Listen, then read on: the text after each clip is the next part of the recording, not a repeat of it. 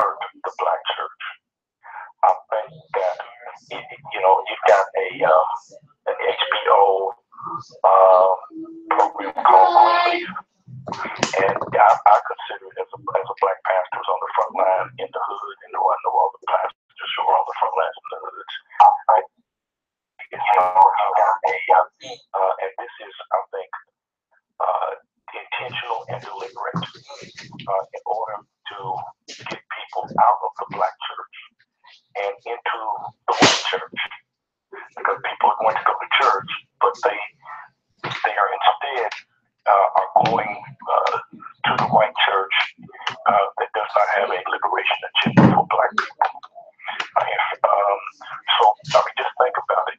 Think about Roberta Flack had a song years ago called Reverend Lee, who was a charlatan. You had Work in the Preacher. You had all types of, and that's not to say that the church has always been right. We have not always been right. But the fact is that I know I live in the hood. I pastor a church that's in the hood. We are the largest black church in the state of Kentucky, and we have remained in the hood and have satellites in Indiana and three church satellites. But we provide employment for black people. We're the only institution that in the entire black community of Louisville that has a family life center and racquetball courts, in which we're able to draw black professionals and middle class who have moved to the suburbs. They have a reason now to come back to the hood and to engage with blacks who've been left behind. We've used our resources, and I've used my strength as a pastor of a major church to basically bring back to life a historical black college and university. I mean, Simmons College was a black-owned university that was forced to downsize to absolutely nothing in 1930 by the University of Louisville. University of Louisville took our campus from us. We lost it in 1930. We got our campus back, a campus that we lost 77 years ago. We got it back. Our church was able to get it back. Our church was able to get the school accredited, and we've been able to, because we're accredited, and we were started in 1879, to apply, and we were granted historical black college and university status, which makes us the only private HBCU in the state of Kentucky. Kentucky has two HBCUs, a public institution in Frankfort, Kentucky State, and now a private institution, private HBCU, Simmons College of Kentucky, and that took place in August of 2015. Pastor, let me ask, taken place before in American history. I'm going to bring a caller in, but I want to ask you a question, trying to figure out. Let's bring the caller in, and I'm going to pose the question to the pastor. Caller, are you there? Caller, are you there? What is your name? Where are you calling from? Well, I'm going to go ahead and pose the question to the pastor. So I hear all of these things that you're doing. I've seen it with my own eyes, and it was moving. And it's essentially what I have as a question is what is that the role of the church? Because for me, often, and I heard it in the first caller, is this idea of a do for self mentality that no wealth that we have supports. It's a trip, because in this country, and I've done a piece on land to show this, that 8 white families, own more rural land than all of our race combined. Ted Turner alone owns nearly a quarter, I believe, of what our race owns in rural land. We don't control corn, oil. We don't even control telecommunications. You saw what happened when Byron Allen tried to get a channel, just a channel, number 999. Give me that. Nope. And so essentially what I ask is the role, because there was one other example that you gave. There was a community center not too far from your church, and it needed to be remodeled.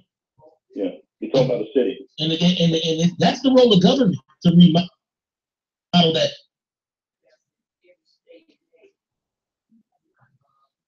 With your tax money, and they did not. Church stepped in and remodeled that with no expectation. Right. But the community didn't seem to understand, as I understand it, that that wasn't the church's role. So I guess I asked, what is the functional role of the Black church?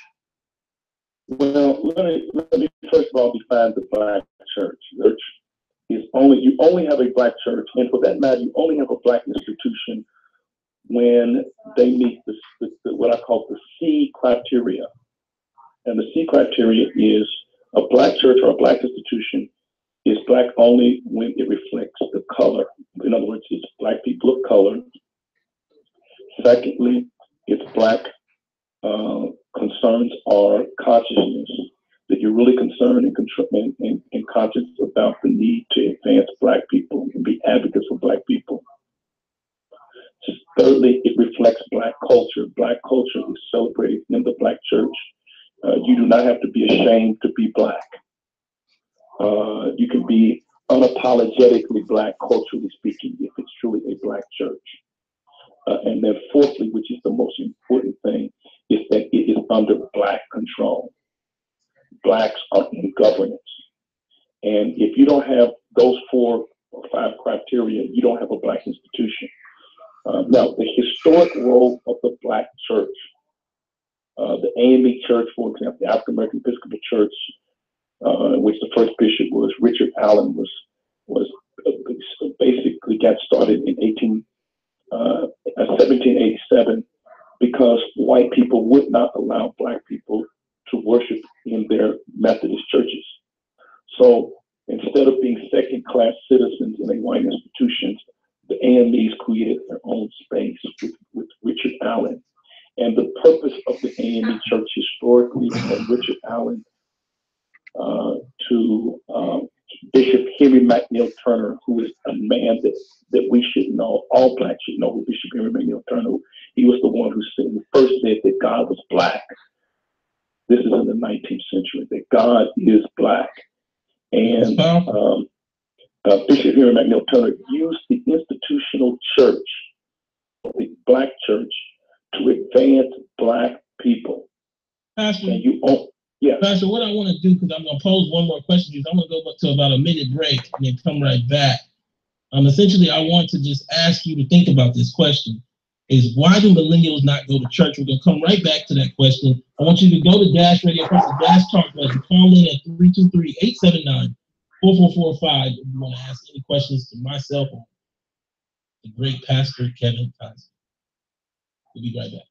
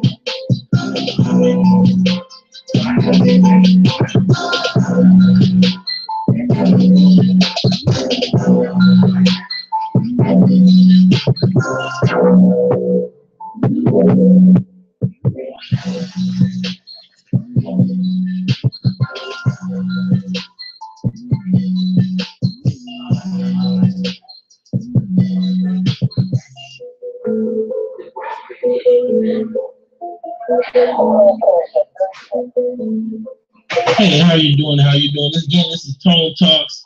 We're here having one of the great discussions of the day about the death of the Black church. End up at zero wealth. I have the wonderful Pastor Kevin Cosby. You can go to Dash Radio, press Dash Talk, and then you can also go to Tone Talks on YouTube and get this streaming live right now. 323-879-4445. Call in. Pastor, I have my own theories on the millennials not going to church. I shared this with you. What I believe happened is that when I look at my great aunt is named Bessie Moore, and she was raised in Brooksville, Mississippi. Now, there were sets of families that lived within walking distance of each other. There was one phone for like 5 sets of families. And you had to wait until everybody, you had to wait until the line cleared to get your call. And so this community of Black people lived so tightly knit that when they moved and migrated to Los Angeles or Chicago or New York. They stayed with that as their happy. Now the second generation and third since then was raised much more individual in the big cities. And I have to wonder whether the communal environment of black church gives black people that are born into these cities the same happiness. Now I want to get your theory, and I believe that it doesn't. And as a result, that's why church seems like work for them. Mm-hmm. And so, like, what is your theory on black millennials in the church? I would agree with you, but I think there's two factors that has caused the millennials to abandon the black church. One is the black church has, I think, reverted to an unhealthy type of conservatism. And I think, I appreciate Yvette Carnell for pointing this out, and that is that boomers have, to a great degree, failed millennials. And we have not been the advocates for them. The same way that the builder generation, Martin King, Malcolm X, Van Hamer, boomer generation, the boomer generation was able to take advantage of some opportunities. We became very Booker T. Washington-like and, Bill Cosby-like. And say, come on, people. When the fact of the matter is, the only reason why boomers did well was because we had somebody advocating for us. And we have to advocate for millennials. Before you go to that second point, I want to give everybody a visual.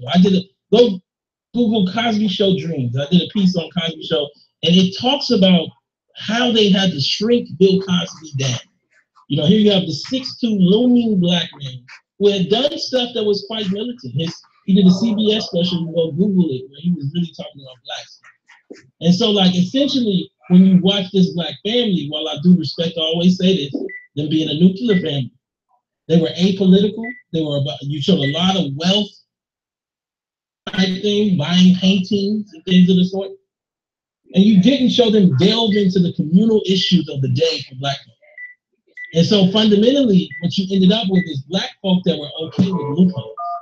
If I'm okay, then everything is okay. And this is in the era of Reagan and trickle down and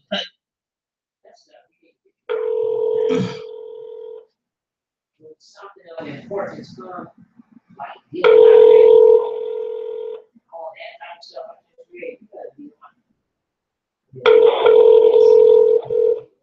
That you know what, when you put the fist down, somebody comes to you.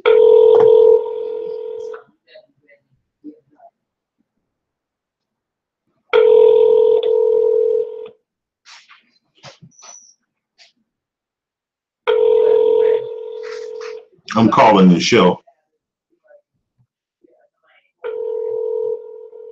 I'm going to give a comment since they got a black pastor on.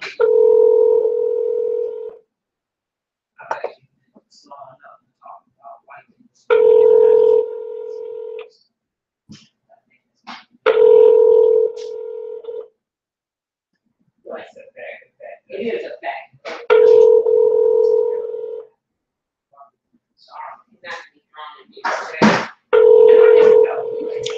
The comments that I'm going to make is the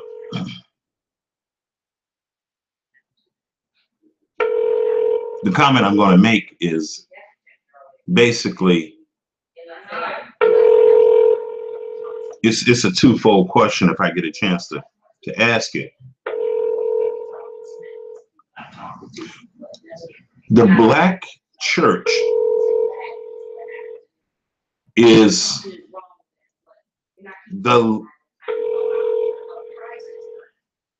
it's a two-edged sword for us. It's a two-edged sword in respect. It's a two-edged sword in respect to the fact that it's the last stronghold of white supremacy. I mean, let's just get that out the way. Yeah, the black church is the last stronghold of white supremacy in the black neighborhood. So that's one aspect, side of the sword. The other side of the sword is the Black church is the only Black-owned business in the Black community. That's a two-edged sword too. Okay. And what else? So there's this schizophrenic. I'm gonna try to call back again. And destructive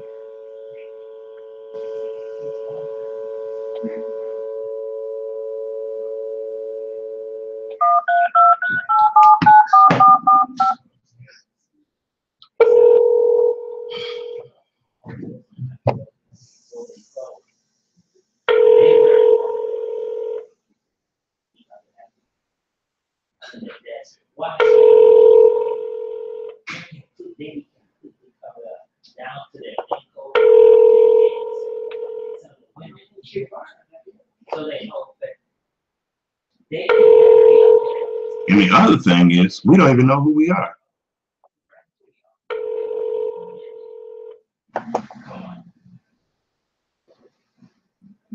Cocaine and so many issues that should have been on that show confronted front and center. And so the reality of it all is it made white folks comfortable that we had progressed. And I'll let you go to your second point. Look, my second point is that 85% of the teacher. Another thing I want to say too. I like to say on this show, the Black church is the last and strongest enabler for white supremacy, not just because they teach white Jesus, but they give access for the government, state authorities to unduly tax us by way of financial institutions and the financial products that the banks concoct to siphon money off our communities. And the pastors let them do it.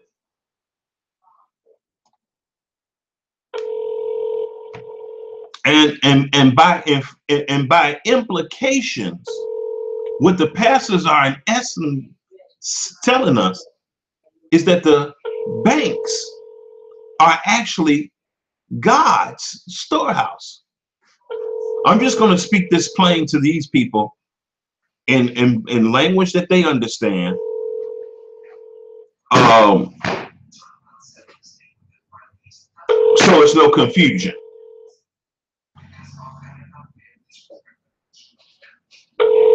Okay.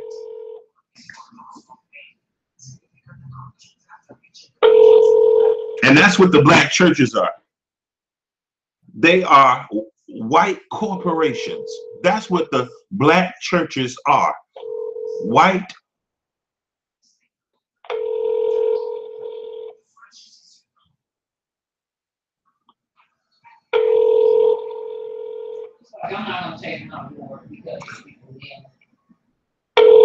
I wonder why they're not picking up.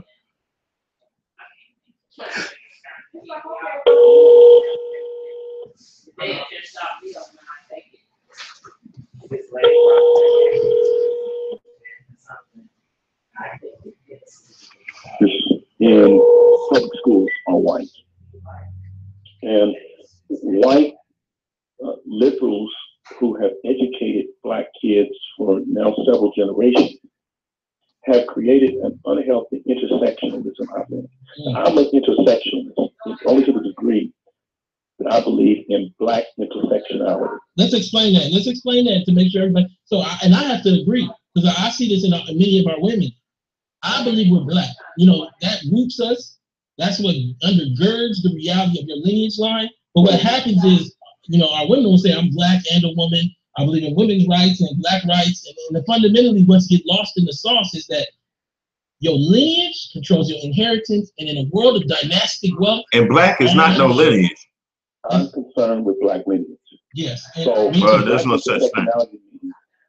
That regardless of your sexual orientation, regardless of your faith, you may be a theistic or atheistic. Regardless of your political persuasion. This was wrong with these pastors. He was caping for Creflo Dollar. Now he's caping for gays and people with strange and demonic sexual orientations now. See, you can't trust these pastors.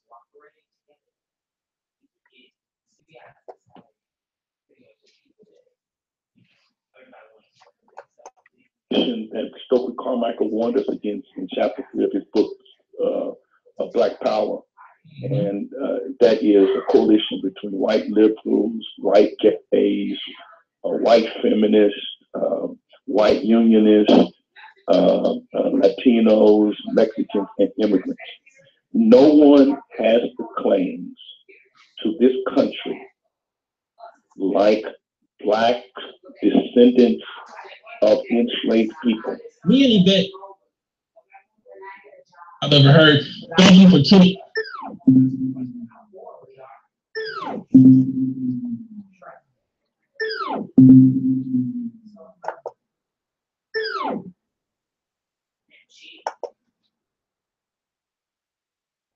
Oh, the show is off now.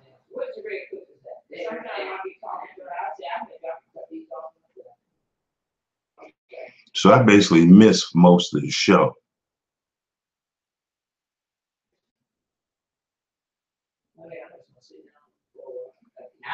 But anyway, I'm going to go listen to the rest of this over again. But the black church is a white business and corporation with many, many branches inside of our communities that acts as a barnacle site, sucking the very blood out of our communities. And the conduit to white supremacy is sucking the blood out of our communities. It's through the black church.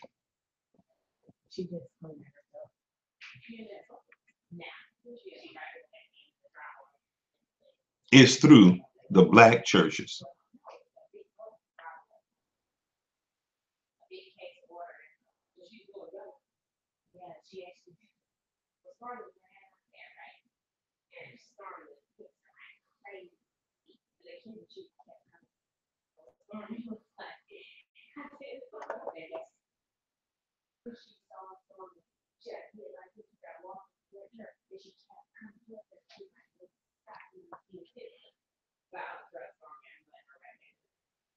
Yeah, I think I'll deal with this some other time. The reason why I wanted to deal with this tonight, had a pastor on, and I want to really hear how he's thinking. So this guy was caping for Creflo Dollar and prosperity ministers, a victim, and he's caping for gays, lesbians, homosexuals, bisexuals, and not androgynous people, and you name it, asexuals.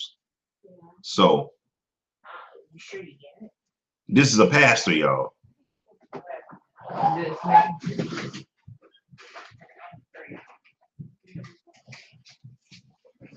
So these are the kinds of things that destroy the community. Mega churches and sexual deviancy. And this pastor is supporting that. And he does some good works.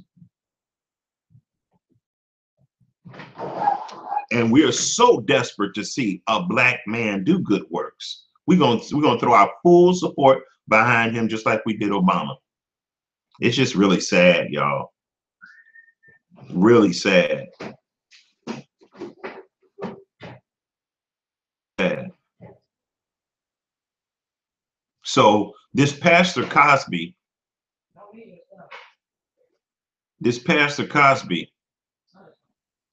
is actually part of the problem. With all the stuff he does on an individual basis, in the grand scheme of things, he's more a problem than a solution to our problem. And on top of that, he's sticking up. On top of that,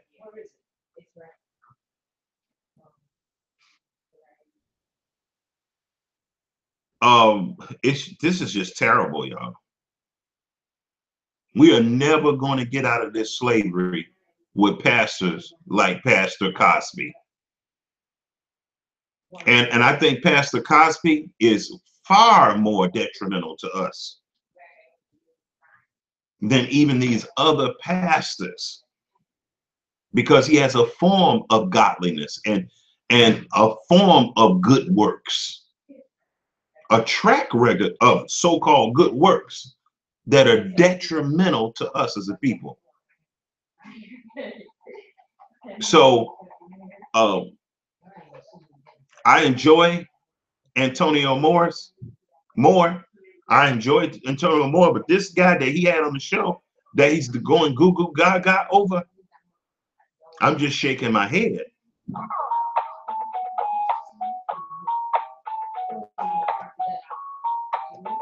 Oh, that's the.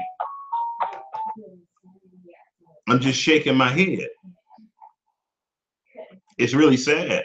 Going to get the black church is the last bastion and last stand for white supremacy in the black community. It's the conduit by which they sucking our life out of us. They say we don't have no black businesses. Yeah, the black community, the so-called black community, has been confined and consigned to only having one so-called disguised black business in their neighborhoods, and that's called the black churches.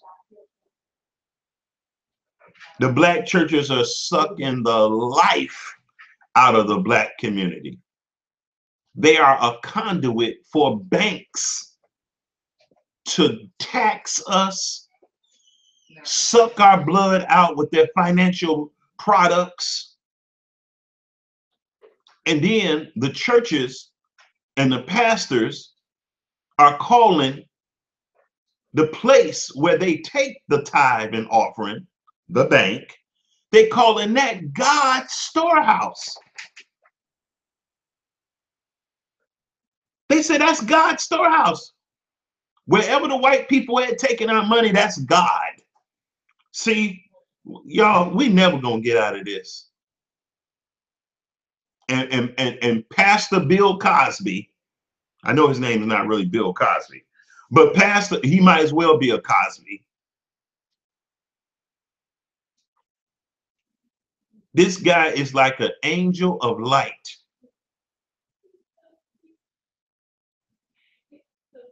It's really sad. We ain't gonna get out of this, y'all. But anyway, I gotta get out of here. I want you all to really take in consideration what I'm saying.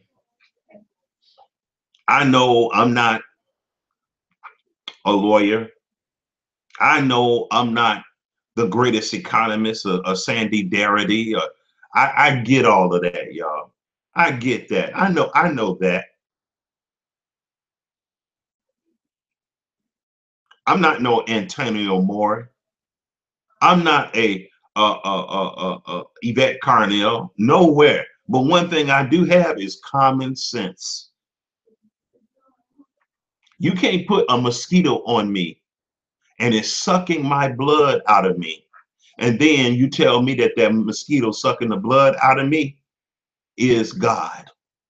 And that's what the banks are to the black community, that work in tandem with the black churches, which are really white corporations in our community that are in disguise of the black church. And you could tell that the black churches are not really black churches, because look where they go take the money. They go take the money and put it in white banks. That's how there's no such thing as a black church.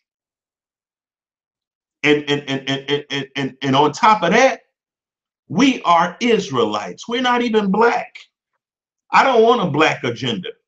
I want a historically defined agenda that you can trace with lineage, culture, history. You're not going to find no black nothing.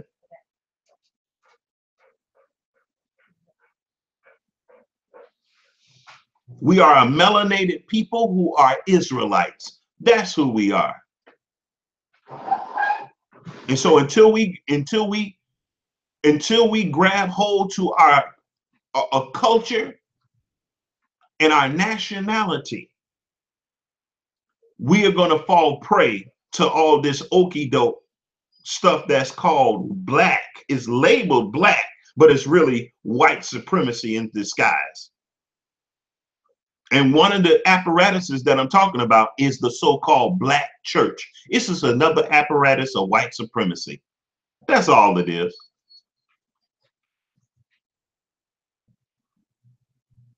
No matter what our spending power is, no matter what our saving power is.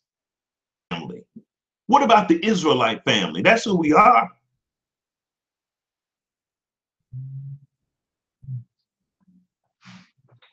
But anyway, I'm going to conclude with that. I might replay this and catch the beginning of the program and play it over. I'm going to leave this one up, but you guys take it easy because I got another study to look at. All right, shalom.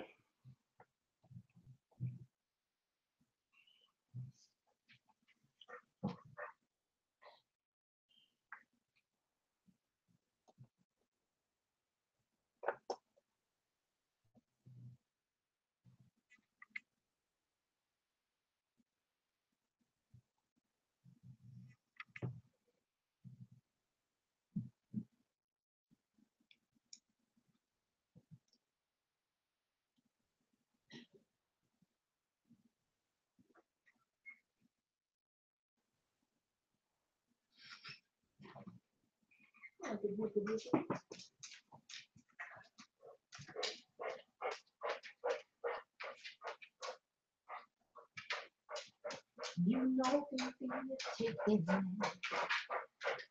Okay.